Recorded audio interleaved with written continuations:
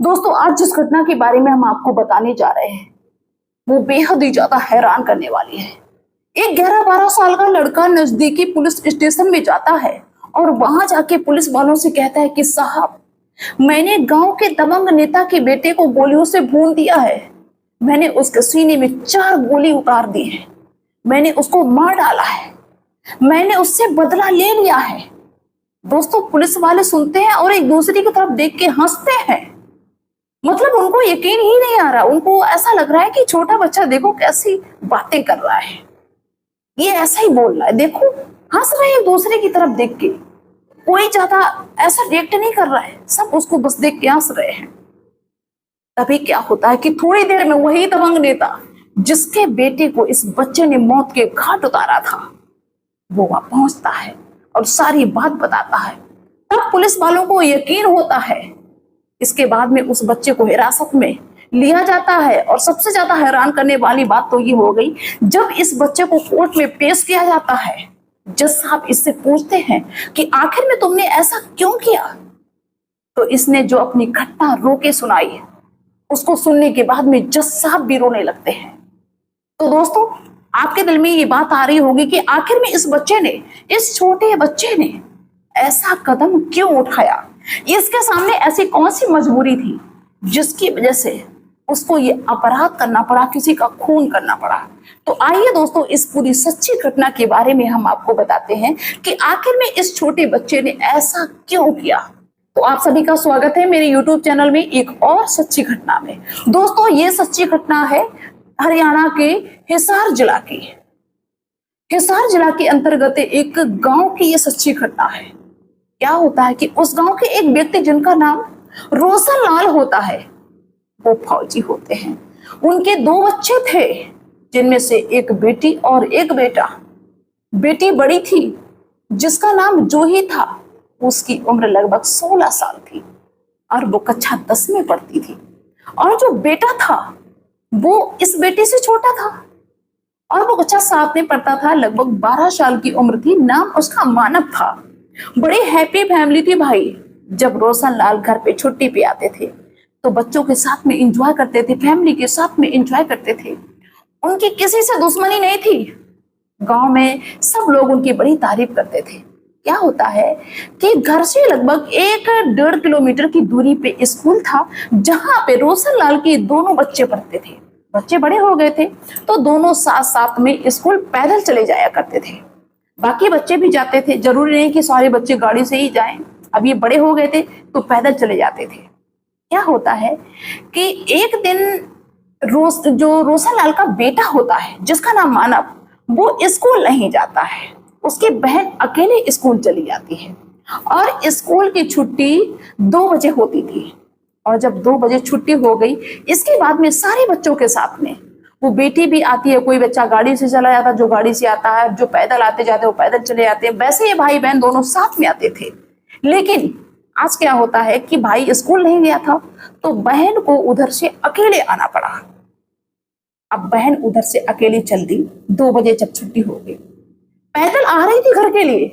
तभी क्या होता है कि गांव के जो दबंग नेता थे, हर गांव में एक दबंग नेता जरूर होता है जो अपने आप को पैसे वाला समझता है और अपना रुतबा जमाने की कोशिश करता है, जो कि गांव के सरपंच भी माने जाते थे, पैसे वाले थे। अब भाई जिसके पास पैसा होता है ना, वो फिर सबका लीडर ही माना जाता है। तो उनका बेटा जिसका नाम आशीष था, उसकी उम्र 22 साल थी। वो बाइक से उसी रास्ते से आया और उस जूही से कहने लगा कि जूही, तुम पैदल जा रही हो, आज तुम्हारा भाई नहीं आया। तो उसने बताया कि आज मेरा भाई नहीं आया, जो भी कारण उसका हो तो बताए, इसलिए नहीं आया। तो वो आशीष कहने लगा कि तो तुम आओ, हम उधर ही जा रहे हैं, तुम्हारे घर की तरफ उधर से निकलेंगे और हम तुमको घर पे छोड़ देंगे, मेरी बाइक पे बैठ जाओ। तो आम सी बात है कि कोई भी ऐसे कह दे, और जो जिसकी मतलब जान पहचान हो, जानता हो कोई, तो बैठ ही जाता है। वो बेटी उस आशीष के बाइक पे बैठ जाती है और वो बाइक चलाने लगता है। लेकिन दोस्तों, वो लड़का जो था वो उस रास्ते से बाइक नहीं ले गया जिस रास्ते से जूही पैदल जाती थी, बल्कि उसने शॉर्टकट मारा। तो वो लड़की कहती है कि भैया इधर से क्यों जा रहे हो। तो वो लड़का कहने लगा कि आगे कोई बात हो गई है, जाम लगा हुआ है, गाड़ियां रुकी हुई, निकल नहीं पाएंगी, बाइक नहीं निकल पाएगी, इसलिए शॉर्टकट से चलते हैं। बेटी समझ नहीं पाई, भाई इतनी बड़ी उम्र भी नहीं हो गई कि हर चीज समझ ले, अच्छा खराब सबको समझ ले। फिर रोज का आने जाने वाला, देखने वाला, तो उस पे तो भरोसा हर कोई कर ही लेता है। क्या होता है, शॉर्टकट से ले जाता है। लेकिन वो शॉर्टकट से किस रास्ते से होते हुए वो एक ऐसी सुनसान जगह पे उस बेटी को ले जाता है और ले जाके उससे कहता है कि बाइक से उतरो। तो बेटी वो कहने लगती, जो ही कहने लगती कि भैया आप मुझे यहाँ पे क्यों लेके आए, यहाँ पे तो इतना घना जंगल सा झाड़ियां सी, यहाँ मुझे क्यों लेके आए हो। तो वो अपनी जेब से तमंचा निकालता है और उस जोही से कहने लगता है कि जैसा हम कहते जाएं वैसा करते जाओ, नहीं तो तुम्हें अभी तमंचा मार के यहीं पे सुला देंगे, अभी मार देंगे और तुम्हारे पूरे घर को मार देंगे, तुम्हारे भाई को भी मार देंगे, तुम्हारी माँ को भी मार देंगे। उसको धमकी देने लगता है। तो वो बेटी डर जाती है और जब डर जाती है तो वो बड़ी सहम सी जाती है और धीरे धीरे से रोने लगती है मन ही मन की क्या करें, तेज रो भी नहीं सकती, चिल्ला भी नहीं सकती। वो लड़का कहने लगता है आशीष कि अपने कपड़े उतार, कपड़े उतार नहीं तो अभी हम गोली मार देंगे। और पहले से भी उसने धमका रखा था, जिसकी वजह से वो बेटी इतनी डरी हुई थी, उसने डर के मारे अपने कपड़े उतार दिए। इसके बाद भाई मेरे, उस सरपंच के बेटे ने, उस दबंग आदमी के बेटे ने उस बेटी के साथ में दुष्कर्म कर डाला, हैवानियत की सारी हदें पार कर दी। 2 घंटे के बाद जब उसका मन भर जाता है, वो उस बेटी को वहीं पे उसी हालत में छोड़ के वहां से फरार हो जाता है। लेकिन इधर जब बेटी घर पे टाइम पे नहीं पहुंची तो घर वाले चिंतित होते हैं, सब जगह ढूंढने का प्रयास करते हैं, स्कूल में संपर्क करते हैं। तो स्कूल के जो प्रधानाचार्य थे वो कहते हैं कि छुट्टी होने के बाद में सारे बच्चे टाइम से निकल गए। अब भाई मुझे बीच में नहीं पता क्या हुआ, कहाँ गई। जहां भी उसकी सहेलियां वगैरह थी सब जगह पूछने की कोशिश की, सब जगह पता कर लिया। शाम के 4 बज जाते हैं। उसके पिताजी फौजी जहाँ पे ड्यूटी करते थे वहां उनके पास भी सूचना जाती तो वो भी परेशान होते हैं। लेकिन ये बेटी कहीं भी नहीं मिलती, सब जगह देख लेते हैं। लगभग शाम का मतलब 5 बजा होगा, तब ये बेटी जैसे तैसे, क्योंकि इसने, इस दरिंदे ने इस बेटी की इतनी हालत खराब करके रखी थी और डर के मारे कि उससे चला भी नहीं जा रहा था। जैसे तैसे वो शाम को जब घर पहुंची और घर वालों के सामने जाके गिर जाती है। घर वालों के समझ भी नहीं आता कि आखिर में इसके साथ में क्या हुआ, किसने कर दिया क्या। जब वो बेटी थोड़ा सा होश में आती है, अपने आप को संभालती है, उसके मुंह से आवाज नहीं निकल रही, मारे डर के। जैसे तैसे घर वाले पूछने का प्रयास करते हैं, पूछते हैं। जब वो सारा हाल बताती है तो सभी हैरान रह जाते हैं। इसके बाद में उसके पिताजी छुट्टी लेके आ जाते हैं और पुलिस स्टेशन में पहुंचते हैं बेटी को साथ में लेके और सारी बात बताते हैं कि रे बेटी के साथ में ये कर दिया। आम सी बात है कि हर माँ बाप को तकलीफ होगी जिसका बच्चा इस दर्द से, इस मुसीबत से गुजरा हो। क्या होता है कि पुलिस वालों के पास में पैसे भर दिए इस सरपंच ने, इस दबंग नेता ने, कुछ भी नहीं हुआ। पुलिस ने कोई सुनवाई नहीं की। अब ये जो इनका छोटा वाला बेटा था, छोटा बेटा जो जूही का भाई था, वो सब कुछ समझ रहा था कि मेरी बहन के साथ में ऐसा ऐसा उसने कर दिया, सरपंच के बेटे ने, आशीष ने ऐसा ऐसा मेरे बहन के साथ में कर दिया और मेरे पिताजी परेशान हैं, पुलिस के चक्कर काट रहे हैं, पुलिस के पास जा रहे हैं, लेकिन पुलिस वाले सुन नहीं रहे हैं। इसने पैसा भर दिया। वो मन ही मन में बहुत टेंशन कर रहा है बच्चा छोटा सा कि ऐसा हो गया।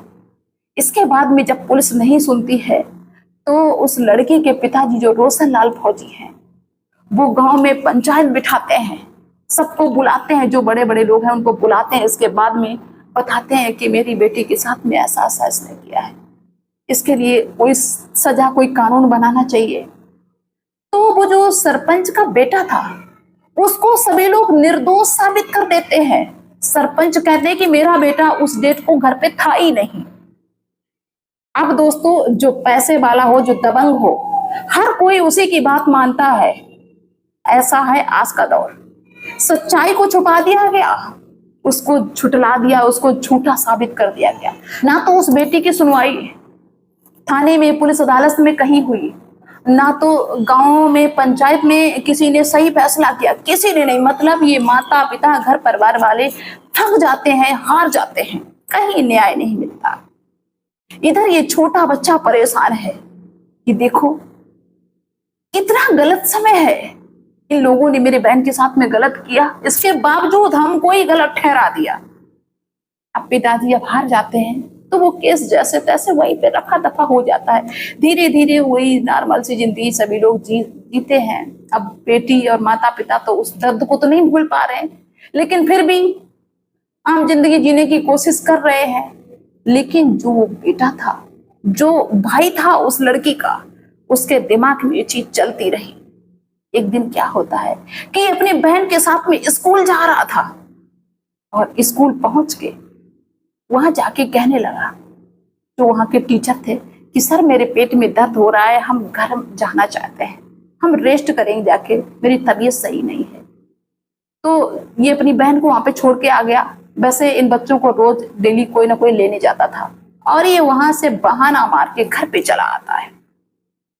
और इसके पिताजी की जो पिस्तौल रखी थी घर पे, क्योंकि फौजी थे, उन्होंने लाइसेंस करवा रखी थी, पिस्तौल उठाई इसने चुपचाप से, क्योंकि काफी दिनों से घात लगाए हुए था उस पिस्तौल पे।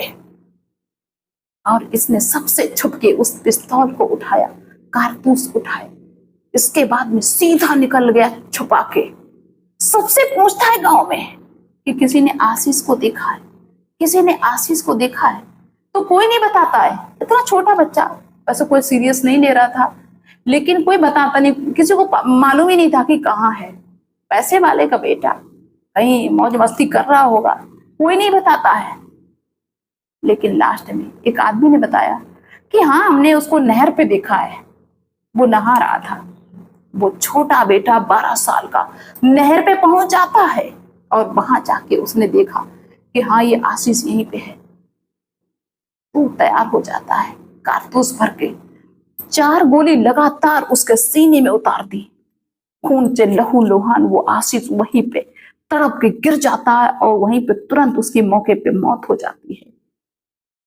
वहां जो थे सब तमाशा देखते हैं और सीधा वहीं से पैदल नजदीकी पुलिस स्टेशन में पहुंच जाता है। और वहां पहुंच के पुलिस वालों से कहता है कि साहब, मैंने जो गांव के सरपंच थे उनके बेटे को मार दिया है। पुलिस वाले हंसते हैं, कहते हैं कि अच्छा, तुमने मार दिया, क्यों मार दिया? तो वो कहने लगता है कि मैंने इसलिए मार दिया कि तुमने सुनवाई नहीं की और तुमको अच्छे से पता है कि मैंने क्यों मारा। पुलिस वाले फिर भी उसका मजाक बनाते हैं कि देखो देखो, इसका दिमाग खराब हो गया, बेटा पढ़ो, जाके स्कूल जाओ। लेकिन तभी थोड़ी देर में वो जो मर गया था उसके पिताजी वहां पे पहुंच जाते हैं, सरपंच गांव के पहुंच जाते हैं उसी पुलिस स्टेशन पे। और वो जब बताते हैं तो खलबली मच जाती है। उस बच्चे को अरेस्ट किया जाता है। इसके बाद में जब जज के सामने ये मामला जाता है और जब इसकी सुनवाई होती है, जज इस बच्चे से पूछते हैं कि तुमने ऐसा कदम क्यों उठाया। तो बच्चा रोते हुए कहता है कि मेरी बहन के साथ में ऐसा कांड हो गया। मेरी बहन जब दर्द से कराह रही थी, मेरे माँ बाप तड़प रहे थे, गुहार लगा रहे थे जगह जगह, तब कोई नहीं सुन रहा था। ना तो मेरे माता पिता की, मेरी बहन की पंचायत में सुनी गई, ना तो थाने में सुनी गई, कहीं किसी ने नहीं सुनी। तब मुझे ऐसा लगा कि कोई कानून नहीं है, गरीबों के लिए, कमजोर के लिए कोई कानून नहीं बनाए गए। इसलिए मेरे अंदर आग धधकने लगी कि जब तक हम इसको खत्म नहीं कर लेंगे तब तक मुझे चैन नहीं आएगा। और मैंने इसको खत्म कर दिया। आज मुझे चैन मिला है। अब साहब मुझे जो भी सजा देना चाहें आप दे सकते हैं। जब दोस्तों वो रो रो के अपनी इस कहानी को, इस वारदात को बता रहा था, तो जज साहब के भी आंखों में आंसू आ गए और उसको उस जहाँ पे बच्चों को रखा जाता है, बच्चों को सुधारने के लिए, वहां पे उसको रख दिया था। क्योंकि बच्चा छोटा था, नाबालिग था, उसके लिए कोई जेल तो ऐसा हो नहीं सकता कि या नहीं भाई आजीवन कारावास जाओ। लेकिन दोस्तों ऐसा होता है ना कि जब कोई सारी हदें पार कर दे और इसके बाद भी न्याय ना मिले, तो फिर ऐसा ही लगता है कि या तो मार दें या खुद मर जाए। वो तो छोटा बच्चा था, बड़े भी हो, वो भी यहाँ पे समझदारी नहीं दिखा सकते हैं। दोस्तों इस घटना को सुना के किसी को परेशान करना नहीं, बल्कि सभी से हम ये कहना चाहते हैं कि देखो, बेवजह कभी किसी के साथ में ऐसा ना करो कि कोई मजबूर हो जाए इस हद तक गुजरने के लिए। जियो और जीने दो। कुछ ना लेके आए हो और ना ही कुछ लेके जाओगे, बस अच्छे कर्म करो, क्यों बुरी कर्म करना। तो चलिए दोस्तों, मिलते हैं फिर नेक्स्ट वीडियो में नेक्स्ट डे। तब तक के लिए बाय सभी को।